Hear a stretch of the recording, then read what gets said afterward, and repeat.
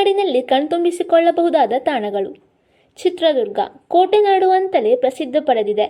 ಬೆಂಗಳೂರಿನಿಂದ ಸುಮಾರು 200 ಕಿಲೋಮೀಟರ್ ದೂರದಲ್ಲಿದ್ದು, ಬಂಡೆಗಳು, ಕಣಿವೆಗಳಿಂದ ಸುತ್ತುವರೆದಿರುವ ಚಂದದ ಜಿಲ್ಲೆಯಾಗಿದೆ. ಕುತೂಹಲ ಮೂಡಿಸುವ ಸ್ಥಳ ಪುರಾಣಗಳು, ಶಿಲಾಯುಗದಷ್ಟು ಪುರಾತನವಾದ ಮನುಷ್ಯನ ವಾಸಸ್ಥಳದ ನೆಲೆಗಳು, ಪ್ರಾಚೀನ, ಐತಿಹಾಸಿಕ, ಸಾಂಸ್ಕೃತಿಕ, ಧಾರ್ಮಿಕ ಪ್ರಾಶಸ್ತ್ಯದ ಸ್ಥಳಗಳಿಂದ ತುಂಬಿರುವ ಚಿತ್ರದುರ್ಗವು ಸಾವಿರಾರು ವರ್ಷಗಳ ನಾಗರಿಕತೆಗಳ ತವರು ಹಾಗೂ ಪ್ರಾಚೀನತೆ, ಆಧುನಿಕತೆಗಳ ಸಮ್ಮಿಲನ ಹೊಂದಿರುವ ಪ್ರದೇಶವಾಗಿದೆ. ಈ ಜಿಲ್ಲೆಯಲ್ಲಿ ನೋಡಬಹುದಾದಂತಹ ತಾಣಗಳು: ಮೊದಲನೇದಾಗಿ ಚಿತ್ರದುರ್ಗದ ಕೋಟೆ. ಚಿತ್ರದುರ್ಗ ಎಂದಾಗ ಮೊದಲು ನೆನಪಾಗುವುದೇ ಈ ಕೋಟೆ. ವನಕ್ಕೆ ಓಬವ್ವನ ಸಾಹಸಕ್ಕೆ ಸಾಕ್ಷಿಯಾದ ಸ್ಥಳವಿದು. ಕೋಟೆಯನ್ನು ಮೂಲತಃ 11ನೇ ಶತಮಾನದಲ್ಲಿ ಅಂದಿನ ಚಾಲುಕ್ಯ ಸಾಮ್ರಾಜ್ಯದ ಆಡಳಿತಗಾರರು ನಿರ್ಮಿಸಿದ್ದರು. ಕಾಲಾನಂತರ ಈ ಕೋಟೆ ಹೊಯ್ಸಳರು ಮತ್ತು ವಿಜಯನಗರ ಸಾಮ್ರಾಜ್ಯದ ಆಡಳಿತದಲ್ಲಿತ್ತು. ಈ ರಾಜರು ಕೋಟೆಯನ್ನು ಇನ್ನಷ್ಟು ಭದ್ರಪಡಿಸಿದರು. ಚಿತ್ರದುರ್ಗ ಕೋಟೆಯು 18ನೇ ಶತಮಾನದ ತನಕ ಸಕ್ರಿಯ ಯುದ್ಧಗಳಿಗೆ ಸಾಕ್ಷಿಯಾಯಿತು. ವಾಣಿವಿಲಾಸ ಸಾಗರ ಅಣೆಕಟ್ಟು. ಮೈಸೂರು ಮಹಾರಾಜರು ಸ್ವಾತಂತ್ರ್ಯ ಪೂರ್ವದಲ್ಲಿ ವೇದಾವತಿ ನದಿಗೆ ಅಡ್ಡಲಾಗಿ ನಿರ್ಮಿಸಿದರು. ವಾಣಿವಿಲಾಸ ಸಾಗರ ರಾಜ್ಯದ ಅತ್ಯಂತ ಹಳೆಯ ಅಣೆಕಟ್ಟಾಗಿದೆ.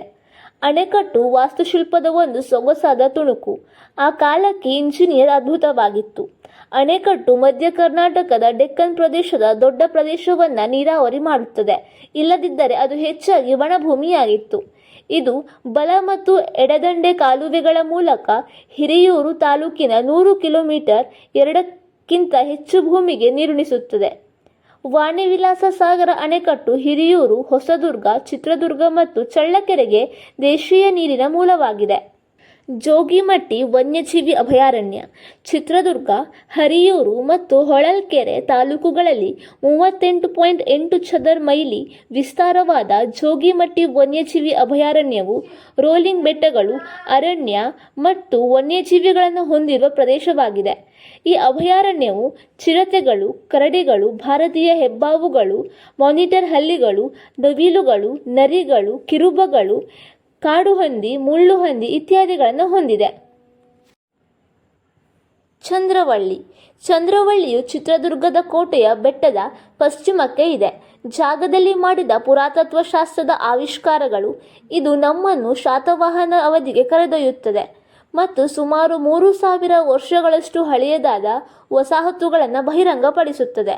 ಶಾತವಾಹನರಿಗೆ ಸೇರಿದ ಸೀಸದ ನಾಣ್ಯಗಳು, ರೋಮನ್ ಬೆಳ್ಳಿ ನಾಣ್ಯಗಳು ಮತ್ತು ಚಿನ್ನ, ಬೆಳ್ಳಿ ಮತ್ತು ತಾಮ್ರದ ಆಭರಣಗಳನ್ನು ಇಲ್ಲಿ ಕಂಡುಹಿಡಿಯಲಾಯಿತು.